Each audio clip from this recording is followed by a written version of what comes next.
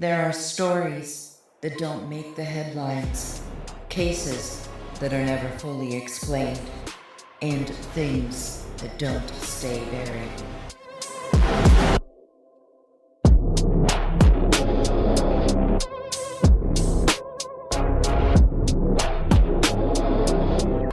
The kind of stories people don't talk about because they can't.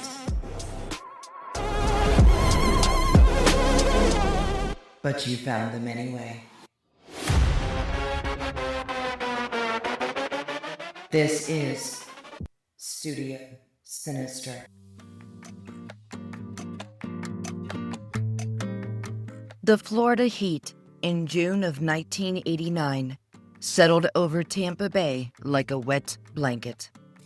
Even after sunset, the air still clung to your skin, heavy with salt water, gasoline from the marinas, cigarette smoke drifting from open bars along the waterfront, and the distant hum of boat engines cutting through the dark. Tourists packed the beaches during the day. Children ran through hotel pools. Couples filled seafood restaurants overlooking the water, and every evening, the Gulf seemed to swallow the sun in a blaze of orange and red. So beautiful, it almost looked unreal. For most people visiting Florida that summer, it was paradise. For Joan Rogers and her daughters Michelle and Christe, it would become the last place they would ever be seen alive. Their story begins quietly, no ominous warning, no dramatic build-up, just a mother taking her daughters on vacation. Joan Rogers was 36 years old and lived in Wilshire, Ohio, a small farming community where life moved slower than it did in Florida. Friends described her as protective, caring, and deeply devoted to her girls. Michelle was 17, old enough to be thinking about adulthood and independence. Christe was 14, younger, quieter, still very much in that space between childhood and growing up. The trip to Florida was supposed to be a memory they would hold on to forever. And in a way, it became exactly that. The Rogers family arrived in Tampa during late May of 1989. Like thousands of tourists before them, they spent time sightseeing, shopping, and enjoying the coastline. Nothing about their behavior suggested fear. Nothing suggested they believed danger was anywhere near them. They took photos. They explored the area. They did the normal things families do on vacation when they feel safe. That sense of safety is what makes this case so unsettling even now. Because investigators believe everything changed after a single interaction with a stranger. On June 1st, Joan and the girls became lost while driving around the Tampa area. At some point, they stopped to ask a man for directions. His name was Oba Chandler. Later, prosecutors would argue Chandler immediately recognized something about them. Tourists, unfamiliar with the area, trusting, vulnerable. Witnesses who knew Chandler often described him as smooth and personable, someone who could talk easily with strangers and make people comfortable almost immediately. He worked as a roofer and painter. He owned a boat. He blended in effortlessly with the countless other men working along Florida's coastlines and marinas. Nothing about him screamed danger. According to investigators, Chandler offered to help the family find a place to sail. During the interaction, he wrote directions on a brochure for them. It seemed insignificant at the time. A quick exchange. A helpful stranger. The kind of interaction people have every day without thinking twice about it. But years later, that handwritten note would become one of the most important pieces of evidence in the entire case. Because after the Rogers family disappeared, investigators would find that brochure still sitting inside their abandoned car. And the handwriting on it would eventually lead them back to Oba Chandler. Not long after meeting him, Joan, Michelle, and Christe vanished. At first, nobody panicked. Families changed plans while traveling all the time.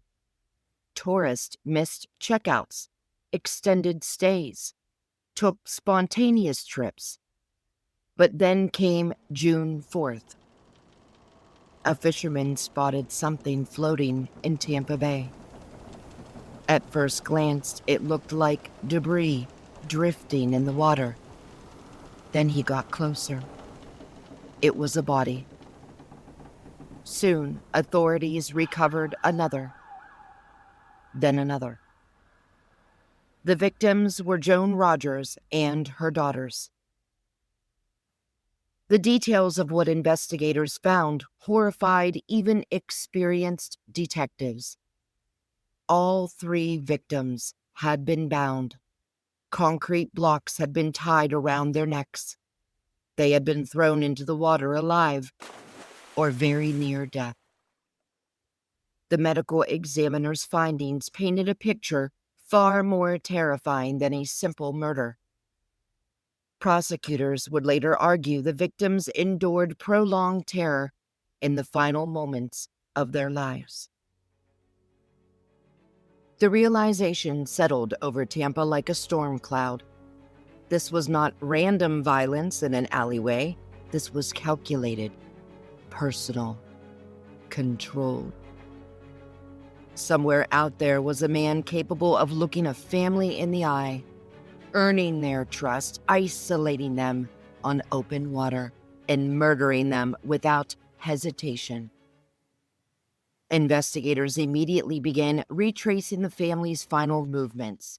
Detectives searched hotel records, questioned marina workers, interviewed witnesses, and combed through every lead they could find.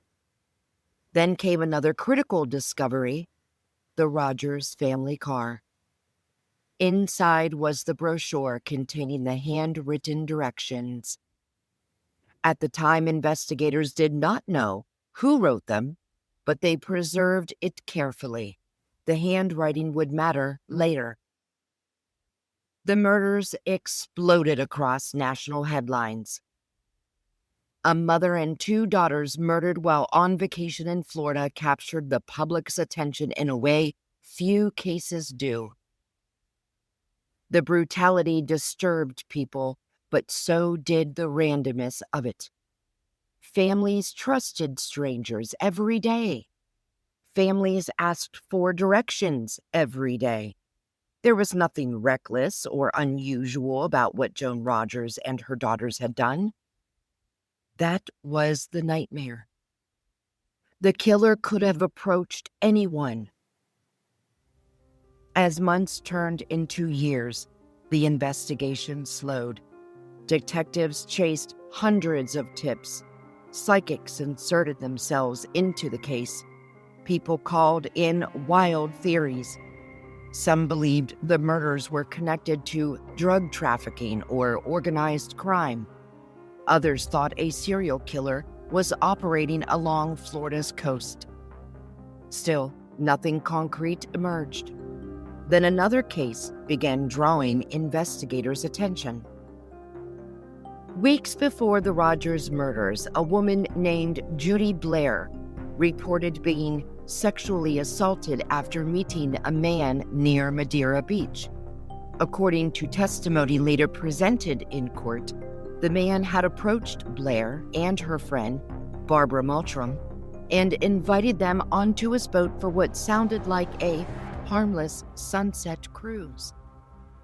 Instead, Judy Blair later described a terrifying assault once they were isolated on the water. For investigators, The similarities became impossible to ignore. A man using charm to gain trust. Women isolated on a boat. Control through fear. Threats. Violence. Years later, during Chandler's trial, prosecutors argued this assault revealed his method of operation. It showed how he manipulated women into lowering their guard before trapping them somewhere escape was nearly impossible. The connection between the cases became even stronger after Judy Blair worked with investigators to create a composite sketch of her attacker. People who knew Oba Chandler recognized him immediately. One of those people was a former neighbor named Joan Steffi. According to court records, she identified Chandler's handwriting, his vehicle, and even his boat after seeing the composite and hearing details connected to the investigation. Suddenly, the cold case began moving again. Investigators compared Chandler's handwriting to the directions found inside the Rogers family vehicle. The match was devastating. Then came fingerprint evidence and witness testimony placing Chandler in the orbit of both crimes. As pressure mounted, investigators learned Chandler had fled to Ohio after media coverage intensified surrounding the Madeira Beach assault and the Rogers murders. Prosecutors later argued his flight revealed consciousness of guilt. Chandler claimed otherwise. During trial testimony, he insisted he fled because he feared arrest for the rape allegation, not because of the Rogers murders. Prosecutors pressed him aggressively on that claim, especially after he chose to testify in his own defense. The courtroom exchanges became tense and uncomfortable. At one point, prosecutors directly asked him, "Did you rape Judy Blair on May 15th, 1989? Again and again, Chandler invoked the Fifth Amendment.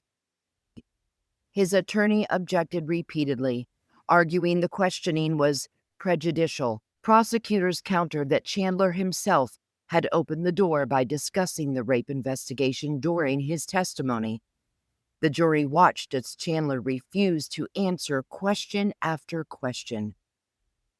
The moments carried weight because prosecutors were building a portrait of a man who operated behind a mask of normalcy, a man who looked calm even while evidence tightened around him. And people who encountered Chandler often remembered that calmness. Reporters later described him as unsettling, composed. Even while facing accusations involving the murders of 3 women, Chandler rarely appeared emotionally shaken in public. That disconnect disturbed many people following the case because the details of the murders themselves were so horrific. One reporter deeply affected by meeting him was Kelly Ring. Years later, she would speak about the impression Chandler left on her during interviews. Chandler, interviewing face-to-face with one of the Bay Area's most notorious murderers, and that still sticks with you today, huh? Yeah, it was probably one of the most traumatic interviews that I ever did because here he had killed a mom and 2 daughters that were coming down to Florida on vacation. He lured them onto his boat. He tied them with cinder blocks and threw their bodies in the bay. Their bodies were found. He wasn't found for years. Later, it took them 2 or 3 years before they were able to get leads in the case and track him down. So it was a huge story.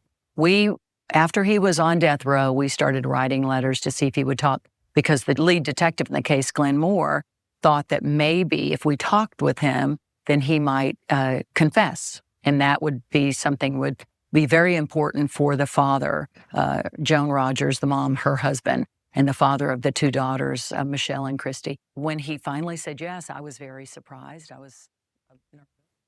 What unsettled her wasn't rage or explosive behavior.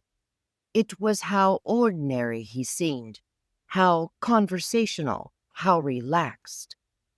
There was no monster standing in front of her, just a man. That reality often becomes one of the most frightening parts of cases like this. Evil rarely announces itself dramatically. Most of the time, it looks normal enough to stand beside you in a grocery store or smile while giving directions to tourists. As the trial continued, prosecutors presented testimony from one of Chandler's own daughters, Crystal Mays. According to her testimony, Chandler admitted involvement in the crimes while staying with family in Ohio after leaving Florida. The defense attacked her credibility relentlessly, suggesting she had motives to lie and pointing to family conflicts and media involvement. Prosecutors responded by introducing earlier statements she had given investigators long before television appearances or publicity became factors. The battle over her testimony became one of the emotional centers of the trial because it forced jurors to confront a painful question. What would it take for a daughter to testify against her own father in a death penalty case? Meanwhile, prosecutors laid out the sequence of the murders in devastating detail. They argued Joan, Michelle, and Christe were forced to endure unimaginable terror on Chandler's boat. Bound, helpless, likely aware of what was happening to one another. The prosecution described the murders as especially heinous, atrocious, and cruel. The jury agreed. In 1994, Oba Chandler was convicted and sentenced to death for the murders of Joan, Michelle, and Christe Rogers. But even after conviction, Chandler maintained his innocence. For years on death row, he continued insisting Florida had condemned the wrong man. Shortly before his execution in 2011, Chandler wrote a final statement declaring, "You're killing an innocent man today." The statement only deepened public fascination with the case because by then, the evidence against him appeared overwhelming to investigators and prosecutors who worked it. On November 15, 2011, Oba Chandler was executed by lethal injection at Florida State Prison. The Rogers family case remains one of the most haunting crimes in Florida history, not simply because of its brutality, but because of how ordinary the beginning felt. A family on vacation, a stranger offering directions, a boat ride under the Florida sunset, then darkness. And somewhere in the middle of all of it is the reality that still unsettles people decades later. Joan Rogers and her daughters likely believed they were safe, right up until the moment they realized they weren't. 3 lives ended in the black waters of Tampa Bay. A mother, 2 daughters, a vacation that became a nightmare, and a killer who, until his final breath, claimed the state of Florida was executing an innocent man. Maybe that's what lingers most about Oba Chandler. Not just the violence, not just the cruelty, but the mask. The ease with which he appeared trustworthy. The reminder that sometimes the most dangerous people are not the ones hiding in the shadows. They're the ones smiling at you in broad daylight.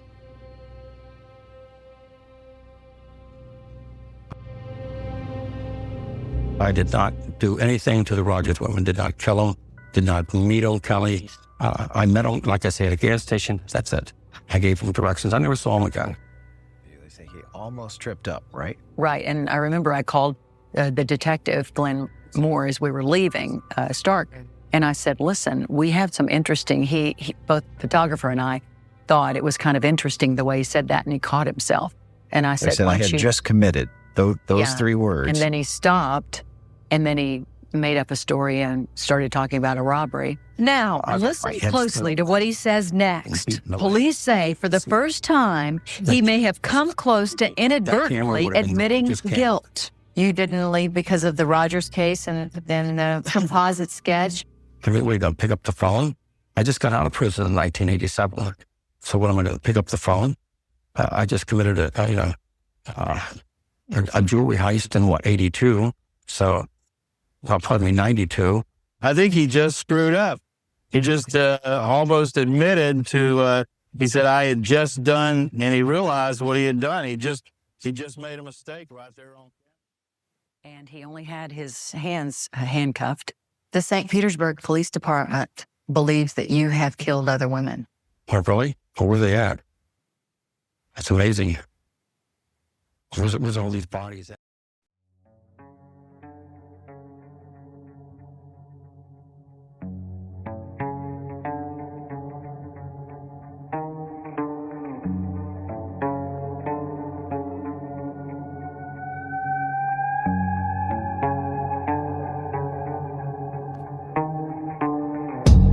Thank you for stepping into this story with me. If you have a case, an experience, or something you think deserves to be heard, send it in.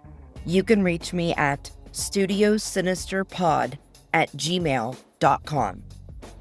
The Studio Sinister call-in line is now live.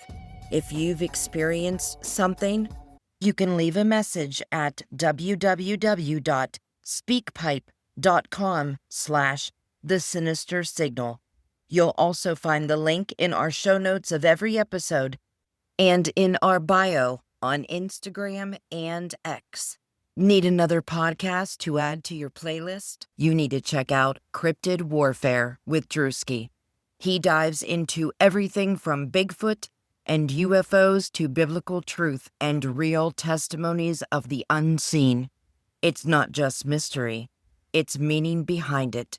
So go follow Cryptid Warfare on Spotify, Apple, and follow him on Instagram and X. And don't forget to follow Studio Sinister on social media to stay up to date on new episode, clips, and everything coming next. Because the stories don't stop when the episode ends, and sometimes they follow you. Listen closely. Not everything stays in the shadows.